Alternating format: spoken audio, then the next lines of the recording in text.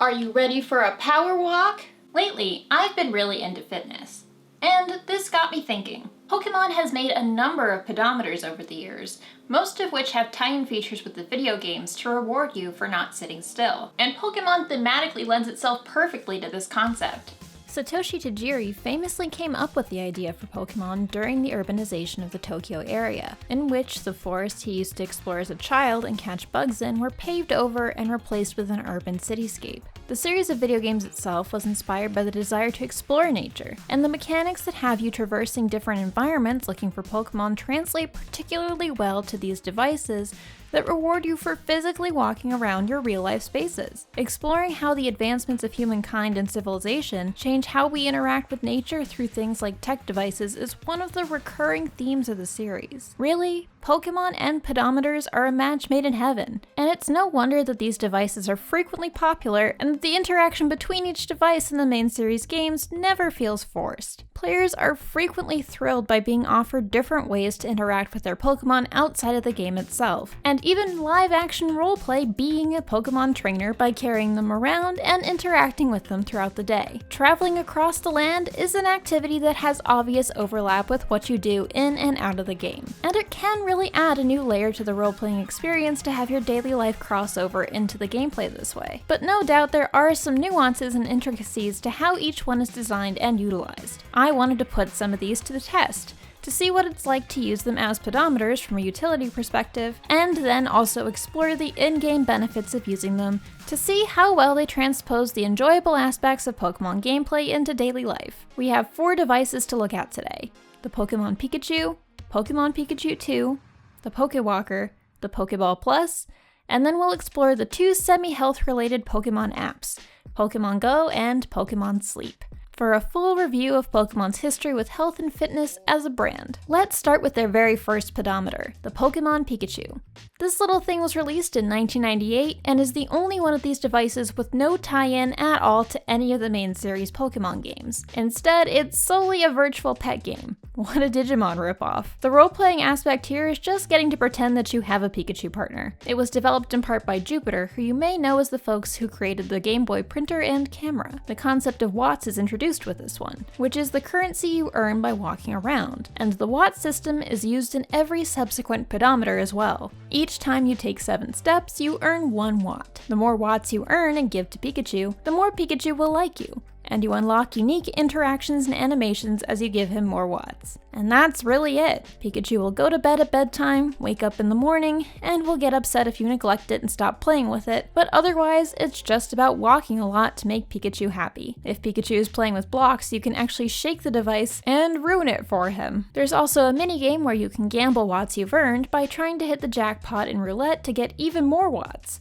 Gotta have gambling in there somewhere. This gadget is pretty simple. You don't need to keep up with its needs or feed it or anything, but it was probably an alright V-Pet for 1998, and if you need any old pedometer, might as well use one with a cute Pikachu in it. Now, I'm not an expert on pedometers, either their history or how they work, so I'm just going to describe the experience from a user standpoint. For the Pokemon Pikachu, you can actually hear the pedometer sliding around as you move it. It makes a little rattling noise every time it records a step, and you can hear the mechanism it uses to count physically moving around. The upside to this is that you know for sure if it's actually counting or not. The downside is that it won't work if you have it in your pocket, which is ironic since in Japan it was called the Pocket Pikachu. It has to be on your waistband, and the clip can be a bit rigid and hard to fit over bulkier bottoms. But it's actually not uncommon for pedometers to only track specific kinds of motion, as my Fitbit also requires my arm to be swinging free as I move for it to count my steps. I can't have my arm still holding onto something like my phone or a shopping cart and have it track my steps. It is just as important for a pedometer to be able to distinguish what motion is and is not walking or running, so these restrictions make sense. Being an older device, I guess it's not surprising that it's not as accurate as a modern pedometer. It will count pretty much any up and down motion as a step, which means if you're standing completely still but jiggling a little, you can get steps this way on accident. It's no surprise then that by the end of the day, it's usually recorded at about 1,000 more steps than my Fitbit. And since the step counter doesn't reset each day, it can be a little bit difficult to tell how many you've walked in a day just by using the counter. Released the following year in Japan and in 2000 everywhere else, the Pokemon Pikachu 2 GS is where things start getting interesting. This device evolves the idea of a simple pedometer and turns it into a utility for your Game Boy Gold, Silver, and Crystal games. It's still also a V-Pet where you raise your friendship with Pikachu, but with a twist. See, the difference here is this version can connect to your Gen 2 games via infrared and send items you earn to your games through Mystery Gift. Now instead of just spending your watts to make Pikachu happy, you can buy items. This time 20 steps is 1 watt. And there are 11 in-game items that they can be exchanged for if you have enough. Most of these items aren't that cool, but some are extremely useful for prepping your teams for Stadium 2, like the Gold Berry, Rare Candies, or the elusive Miracle Berry that can only be obtained this way, or randomly via Mystery Gift. The Miracle Berry is Gen 2's equivalent of the Lum Berry, and it heals all status afflictions without burning a turn in battle, making it one of the most valuable held items in the game. In fact, this is how I got the one I used in my Stadium 2 100% run. It tracks steps the exact same way as the original Pokemon Pikachu, with the same audible clicking indicating a step counted, and the same preference for up and down motion. However, this time it does reset your step counter each day, making it easier to use to track your actual steps per day. The idea of using a gadget in real life to get items in your game fits in seamlessly with the themes in Gold and Silver, which examine technology advancing in different ways and how that connects us and changes how we interact with the world. To recap, these games introduce the Pokegear, which have a radio, a real-time clock, and time-based in-game events. And for the first time ever, you can get the phone numbers of other trainers and catch up with them and get to know and rebattle the inhabitants of Johto. If Mystery Gift in general is a way to expand this concept to your daily life and your real-life community, throwing another device to count your steps into the mix is just another layer of tech to flesh out this idea. There's a real-time clock built into the device, mirroring the clock that was introduced in the Gen 2 games, and Pikachu will have different interactions with you at different times of day. Supposedly, there's also a feature where you can send or receive watts and alarms from a friend via infrared, so you can be even more connected. But I don't have another device to try it out with. The idea that you're now taking the gameplay of your Gen 2 games with you into your daily activities, earning rewards for them all the time, is exciting and very motivating. And having a little Pikachu with you all day too is just like taking a Pokemon with you wherever you go. Johto as a region is designed to make you feel like you really live in the Pokemon world, so this fits in perfectly with that idea. As a V-Pet, Pikachu 2 is much harder to please than Pikachu 1. It has more complex friendship levels that are achieved more slowly than the original game. It was probably meant to increase the longevity of your interactions with it, as the amount you could actually interact with Pikachu in the original before it was at max friendship was limited. This provides more of a solid arc to your friendship, with a beginning, middle, and end, and it feels more like you've earned Pikachu's affection when he finally starts showing it. Now it is worth noting, since I've spent a lot of time talking about this in previous videos, and it's going to come up again later in this video, that these gameplay benefits, like the Miracle Berry, while cool, are sometimes used as an additional incentive to buy an additional peripheral just to get something in-game that you can't otherwise get. Out of fairness to the other products I've criticized for doing similar things, I do need to go over this aspect of these pedometers, and the Pikachu GS2 is no exception. Recently, the website Blue Moon Falls did an analysis of the Gen 2 Mystery Gift feature, which led to an important discovery. What you can give to other players in Gen 2 via Mystery Gift is tied to your trainer ID, as are what items you can receive from Stadium 2's daily Mystery Gift feature. This explains something crucial about how the Mystery Gift feature works. You aren't actually able to get all the possible items from connecting with the same players over and over and over again. You would need to connect to lots of different trainer IDs on a regular basis to have a chance to get them all. So this Pokemon Pikachu GS2 could be the only way some people would have access to Miracle Berries without deliberately creating a trainer ID that can send them and mixing records with their own games using 2 Game Boy Colors. The Pikachu GS2 did advertise on the box that you could get special items for your Gen 2 games, so it was a selling point of the device. So let's consider for a second the additional cost to players. Thankfully, this device doesn't demand a huge investment of time to get the best items.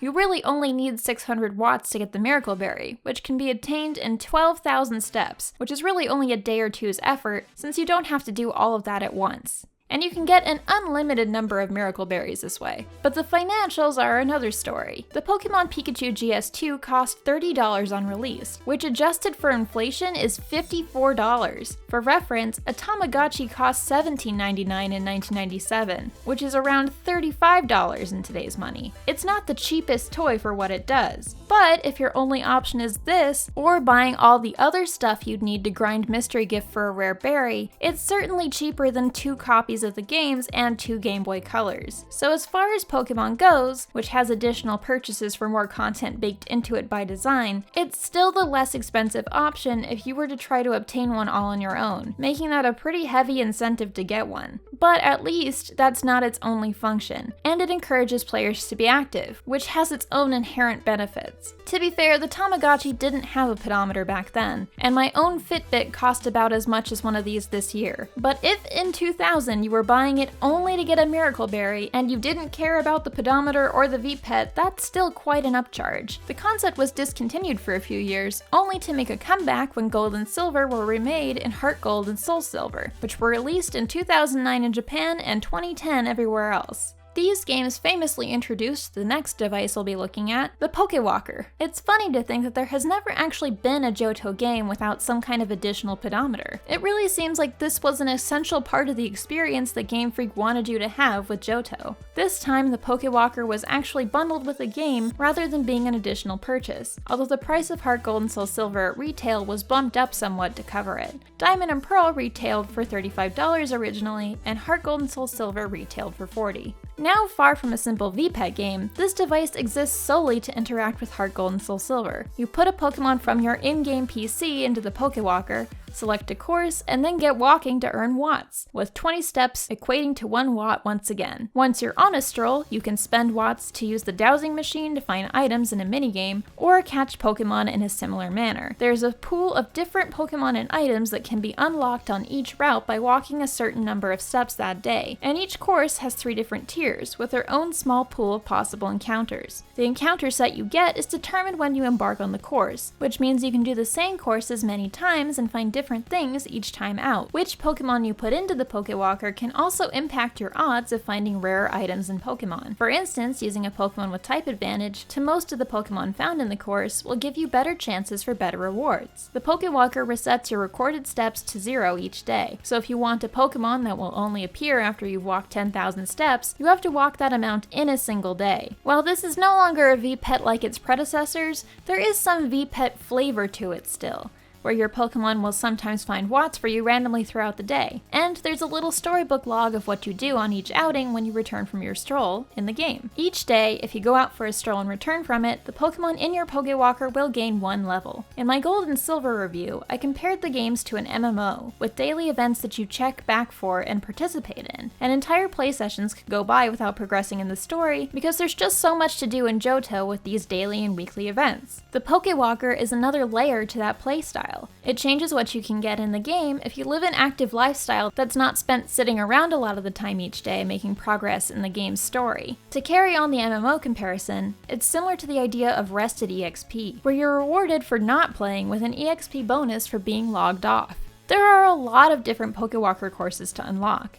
About half the courses are available before you beat the game and are unlocked gradually just by earning watts. But there are some courses that have non-native Pokemon to Johto that are only unlockable after you beat the Elite Four, and some that were only unlocked by doing certain things on Wi-Fi, such as downloading a Pokemon from the GTS from a game with a different language, migrating or receiving a Jirachi, or getting some limited availability courses from Wi-Fi events. Thankfully, these aspects have been preserved by Pokemon fans and can still be accessed through a DNS exploit, so all of the original functionality of the Pokewalker is still usable today. Just like the Pokemon Pikachu 2, Pokewalkers can talk to each other. In addition to the 3 items that you can get each stroll from the dowsing machine, you can receive up to 10 items from other players by mixing records. Doing this with another Pokewalker will send 1 item determined by which route you're on to the other person's game. Additionally, this copies the party data recorded by the Pokewalker of what was in your party when you embarked on your stroll, so the other player can appear in your trainer house in Viridian City, and and vice versa. It really mimics the functions of the mystery gift in the original Game Boy games perfectly. One of the most common complaints I hear about the Johto games, both the originals and remakes, is that there's not enough Pokemon diversity, and too many Pokemon are only available in Kanto. Well, the Pokewalker makes a ton of these Pokemon available basically from the start of the game, pretty much as soon as you walk enough to unlock them. Additionally, the downloadable courses make even more Pokemon available pre-Kanto, and also have some of the better farmable items, like shards, high-value items you can sell, and even TMs. Some courses even have Pokemon with egg moves, or moves they can't normally learn, like the Flying Pikachu you can get from the Yellow Forest course. The Pokewalker is actually such a consistent source of new Pokemon and good items that it seems like you're really missing out on a lot of Pokemon diversity and opportunities if you're not using it. I have to wonder if the people who think that Heart Gold and Soul Silver don't address this complaint from the original games just aren't using the Pokewalker at all. Thankfully, if you lost your Pokewalker and were to replay Heart Gold and Soul Silver, they're not expensive secondhand by themselves, and any language Pokewalker can be used with any game, so you can buy a Japanese one and use it with your English copies. Once you sync it with your save file, it will change to whatever language you're playing in. The additional $5 cost is really justified by all the in-game benefits. And to top it off, the Pokewalker is by far the most accurate of the Pokemon Pedometers. It's much more advanced than its predecessors, now able to track movement in any direction, and with improved sensitivity. You can clip it pretty much anywhere on your person and it will still count steps. You can even put it in your pocket or your backpack. It keeps up with my Fitbit almost perfectly, but there is a slight discrepancy. At lower step counts it isn't as noticeable, but by the time I get to 10,000 steps on the Fitbit, the Pokewalker is sometimes 1,000 steps off. I'm not sure if this means that the Fitbit is too generous or the Pokewalker is not generous enough. But often by the time I'm done getting my 10,000 steps on my Fitbit, I have to shake my Pokewalker by hand for a few minutes to catch it up. This is only really noticeable though, because many of the best rewards are only accessible after walking 10,000 steps within a single day. And then on top of that, grinding for low % chances for certain items or Pokemon to appear. So when you have to grind on top of walking a whole day's worth of steps, that little extra bit of shaking can sometimes feel like rubbing salt in the wound. There were no Pokemon Pedometers for quite a while after the Pokewalker perfected the experience. The next closest thing came in 2016 with the release of Pokemon Go. Obviously, this is not a device in and of itself, but rather software that uses GPS positioning and health data from your phone to track movement and activity. I'm sure the concept of Pokemon Go needs little introduction, but not all Pokemon RPG players are Go players, and Pokemon RPG players are mostly who make up my audience. So I will just summarize it for you in case someone doesn't know. You walk around in real life with your phone, and as your position on the real world globe moves, your avatar in the game walks around. As Pokemon appear on the screen, you can encounter them by tapping them and try to catch them from there. There are landmarks marked on the game map in the form of Pokestops and gyms, and you can spin the stops to get items to aid you in battling and catching, or you can try to take on the Pokemon gyms to claim it for your in-game team. Occasionally there will be raids for special Pokemon that appear at gyms, and you need to team up with a group of people to take those down and catch them. The main function of tracking your steps in the game is to hatch eggs, which, like their RPG counterparts, must be incubated and walked around with to get them to hatch. Some Pokemon have to be set to walk with you as your buddy for a certain number of steps to evolve them as well. And since you physically need to move around the real world to get to things like stops and gyms, you're encouraged to walk quite a bit. If the app isn't open, the game can track activity through your phone using a feature called Adventure Sync, so you can get steps on the treadmill that way without covering physical distance. This pulls data from your phone's built-in health monitoring app, so it functions slightly more like an actual pedometer this way. It's an augmented reality game, and honestly, the concept of Pokemon works so well this way that it's something really special to take part in. I have made so many connections with strangers that I never would have talked to otherwise, try to catch a legendary Pokemon in a raid. I've explored areas around me that I never would have thought to visit before. The fact that I can go to a real-life forest in my town and catch Pokemon there, there's just nothing like it. It transcends the RPG experience of the games. It takes the concepts of connecting with your community and your environment and makes them real, tangible things that you can do. and the shared experience of playing Pokemon is what makes it possible. There have been a couple different devices released over the years to aid with playing the game. The first one, the Pokemon Go Plus, was available shortly after the game launched originally in 2016 and is no longer being sold. The idea is that you don't need to actually tap the screen in order to catch Pokemon or spin stops, and you can just press the button on the device and it will do it automatically for you. I will admit that I don't get a ton of use out of this, because the game still has to be open on your phone to use it. You just turn the phone upside down and put it in your pocket, and it turns the screen off, but still runs the game. If you close the app, it disconnects the device, and you have to set it up all over again every time you restart the game. So it doesn't fully replace running the game on your phone and using up the battery either. The point of this device is that you can play the game without having your phone out, so that if you were doing something that needed your attention or your hands, you can passively attempt to catch Pokemon or spin stops. The button lights up if you're near an object or Pokemon in the game that you can interact with. If you press it, it flashes in different colors to indicate whether it was a stop or a Pokemon you found. And there are different patterns of flashes and colors to indicate whether the attempt to catch was a success or a failure. Later, you could look through the log of what you did in the game to find out what you caught or missed out on. You can even keep catching Pokemon and spinning stops with it while doing other things like battling gyms, which is really what I found most useful about it. Supposedly, this is actually tracking your movement and can be used to hatch eggs as well, although since the game does still need to be running, I'm not sure how much of this is the device and how much of it is just that the game is still open. Adventure Sync has been introduced now as well, which makes this feature kind of redundant, since you can now hatch eggs without even having the game open just by using your health data. The downside to trying to use Pokemon Go as a pedometer is that you have to actually have your phone on you to get anything out of it with or without an added device, and a phone is much bulkier than any of these other devices that just clip onto your clothes. Frequently, I used to miss out on Adventure Sync steps because I didn't want to try to hold my phone on the elliptical or the treadmill, or have it weighing down my pocket as I was trying to run. If the app is open and running, it tracks steps based on GPS positioning primarily, and if you go too fast, say if you're riding in a car, it won't count your steps. This is actually a positive, because it discourages driving and playing on your phone at the same time, and encourages actual walking. But it's also not the most accurate way to count steps. Depending on your phone carrier, your model of phone, the weather, how strong your signal is, or just how the app is feeling that day, you can get GPS drift, and your character can wander around all over the place. Still, the dopamine hit of being rewarded in the game with new Pokemon and items for hatching eggs and spinning stops is an extremely good carrot on a stick to get you to walk much more than you otherwise would. The game might not work very well as an accurate step counter, but it works amazingly well to get people moving and keep them moving. It's addictive enough to inspire lifestyle changes that last as long as your interest in the game does. And the fact that it has social features is an added incentive to keep up with your friends too and keep grinding out those rewards. Pokemon Go also introduced an entire demographic of people who otherwise were unfamiliar with the Pokemon RPGs to the series, as its popularity completely eclipsed what was already an extremely successful franchise. In 2018, Let's Go Pikachu and Eevee were released for the Nintendo Switch to blend the two worlds together, and try to get the Pokemon Go crowd to cross over into other Pokemon products. They're hybrid games that are remakes of the original Kanto adventures from way back in the day, but this time with motion controls and wild Pokemon encounters that center around catching Pokemon the same way you would in Go. And alongside Let's Go Pikachu and Eevee, the next and for now the final pedometer was released, the Pokeball Plus. Now, being fully honest, these games are not for me.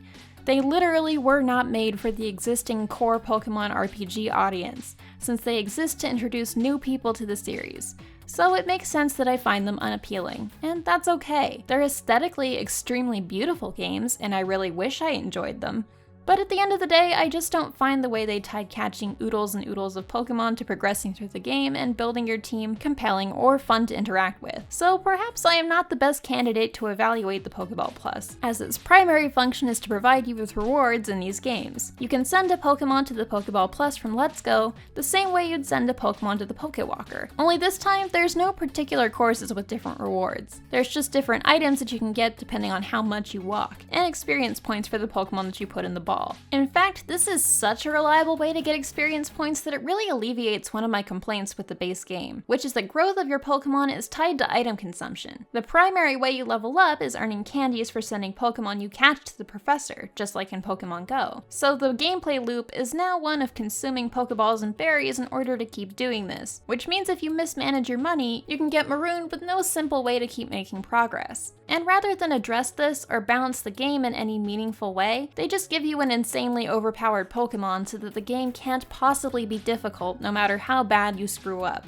If I had been using this the entire playthrough, I wouldn't have found that quite so much of a roadblock to enjoying the game, because I'd have other options for getting experience points. It can also replace the Pokemon Go Plus and catch Pokemon and interact with stops for you in Pokemon Go. It's a slight upgrade from the Go Plus in that you can use any type of Pokeball with it, whereas the original model can only use regular Pokeballs.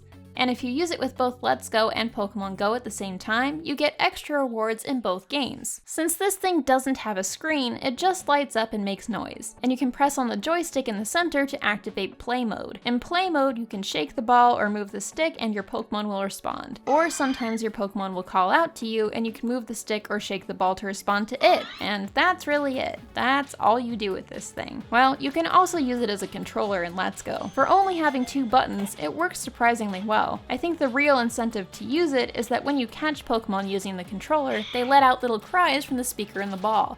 So it adds a layer of immersive feedback that you don't otherwise get. It's not especially easier to use for aiming or anything though. Cynicism aside, even my cold, withered, crusty heart can see the appeal of this thing after actually using it for an extended period. It may not have a screen or a ton of interactivity, but just having your in-game buddies by your side all day as you move throughout the world honestly makes it feel like you're walking around with a Pokemon on your hip. When they vibrate and cry out to you, it's not just lights and sounds. It's your real Pokemon from your actual in-game adventure getting your attention. If this thing had been released back in the original run of Kanto games in the 90s, and I could actually carry my Charmander to school with me in a Pokeball and hear it throughout the day, that would have been absolutely magical to me. It somehow captures the LARPing aspect of being a trainer even better than the Pokewalker did, because it looks and feels like there's really a Pokemon in a Pokeball at your hip. You can use it with the main series games in the form of Sword and Shield, Pokemon Go, and Pokemon Let's Go. So no matter which aspect of the series you're into, you can get something out of it. If it was released with a main series Pokemon game I was actually interested in and finished, I might have really enjoyed having it around. The downside to this design is, of course, that it's very difficult to conveniently carry around in a discreet or comfortable way. It has a wrist strap and a finger hook attached that you are meant to use while using it as a controller in the game so that you don't accidentally hurl it at your TV. But the finger hook is really the only means you have to attach it to your clothes or bag at all. It's heavy, so it will pull down less elastic garments. And I do worry about the hook coming off and losing it, since it doesn't clamp on securely. You also then have the wrist strap dangling awkwardly out, threatening to get caught on things. It doesn't function especially well as a fitness device either, because it doesn't have any kind of display to show you your steps. If you have a daily step goal, you'd have to connect it to one of your Pokemon games to figure out if you got there or not. How dare they not design this with adults in mind? You can at least mute it so it doesn't go off in the middle of class and get kids in trouble. And it also only interacts with you if you're currently walking or moving around, so it won't interrupt stationary activities like driving or sleeping. But unfortunately, a lot of the appeal is actually hearing your Pokemon. So if I were going into a setting where I had to be quiet for extended periods of time, I probably just wouldn't bring it. Before actually getting to use it in real life, I admittedly balked at the existence of the Pokeball Plus.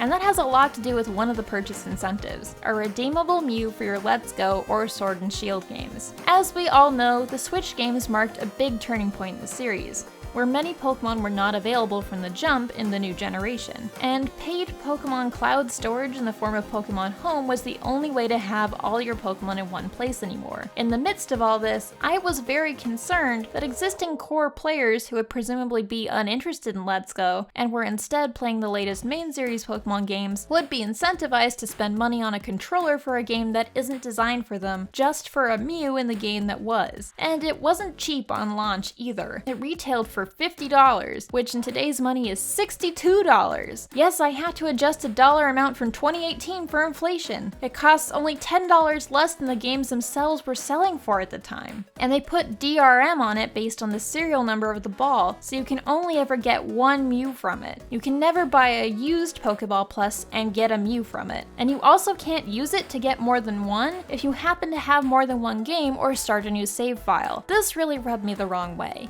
and it turned me off from buying the device at all, even when it clearanced at Target for $15. The one in this video is one I borrowed to try it out. It's a shame because I think the concept does have merit, and maybe Sword and Shield players would even enjoy the additional layers this adds to the experience. But as someone who was obviously burned by tactics like this in the past, I had some serious misgivings about this. It seemed like it lacked basic utility from a user standpoint since it doesn't work well as a pedometer either, and it's impossible to ignore that it's another purchase in what is already the most expensive gen ever to 100% complete. It's not that I personally need another Mew, I've got like 20 of them at this point. It's just the principle of the thing. Speaking of things that feel like business moves, last and least we have Pokemon Sleep, released in 2023. Now, Pokemon's concept lends itself particularly well to an augmented reality game that's based on real-world exploration, as discussed before. But does Pokemon's concept inherently lend itself to gamifying other wellness goals, like improving sleep? It doesn't clash or anything. They've explored the concept of Pokemon's dreams before with the Dream World in Gen 5, but it's not as natural a fit as Pokemon Go was. Thematically and mechanically, there's no overlap between improving your sleep and the main goals of Pokemon,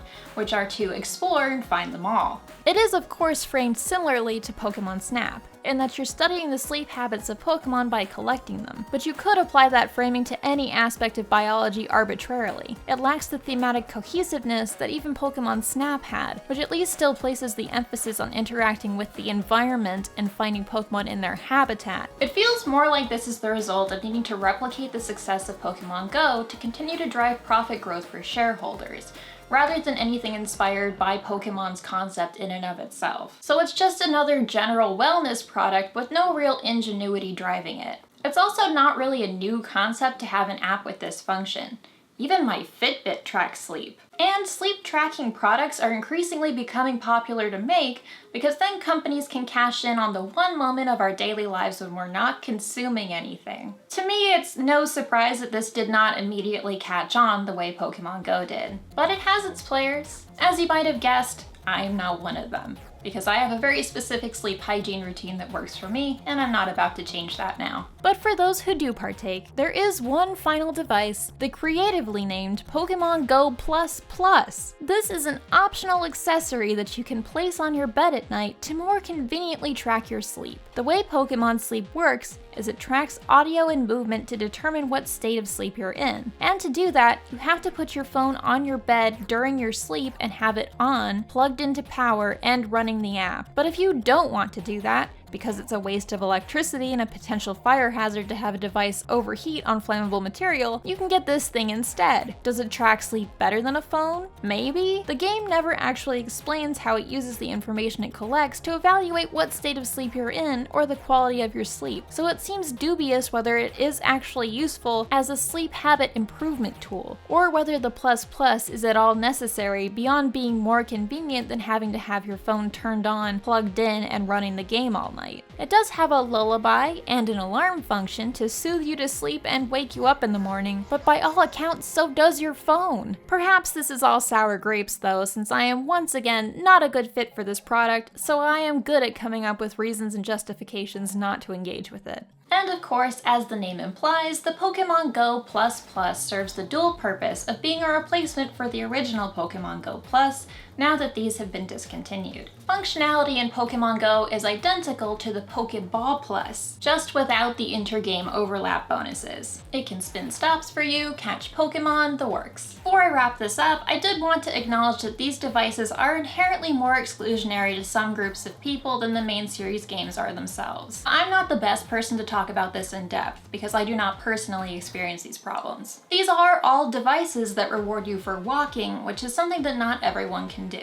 It does come up frequently in online discussions of Pokemon Go mechanics that people who can't walk or are housebound are often negatively impacted by changes to the game that emphasize walking long distances or a lot of physical activity. And there's often no workarounds offered to accommodate people with different needs. I don't have a solution to these problems, but I did want to acknowledge them, because it would suck to be excluded from things or face extra difficulties on the basis of something you have no control over and then never have that recognized by anyone. I've treated the encouragement of walking by these devices as an absolute positive throughout this video, but it might not be to everyone. Now, all that being said, Pokemon really did make an effort to evolve into a health-conscious brand over the years, and it's easy to see why the two go so well together. Not all of these attempts blend the ideas of the core series of games with real-life fitness activities as seamlessly, but time and time again, the success of these devices really demonstrates what's so fun about the concept of Pokemon to begin with.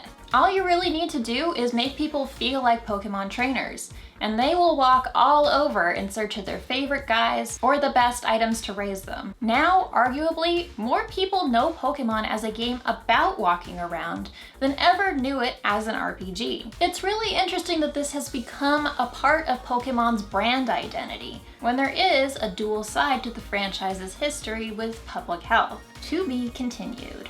Today's show and tell item, while I ask you all to subscribe and hit that bell icon for notifications, is my Burger King promotional tie-in toy collection. These, as well as the poster for the event, were all gifted to me by a viewer many years ago. Foreshadowing. By the way, the first Patreon exclusive bonus video is now available. My patrons had me try Pokemon fan games and ROM hacks. Check it out in the link in the pinned comment.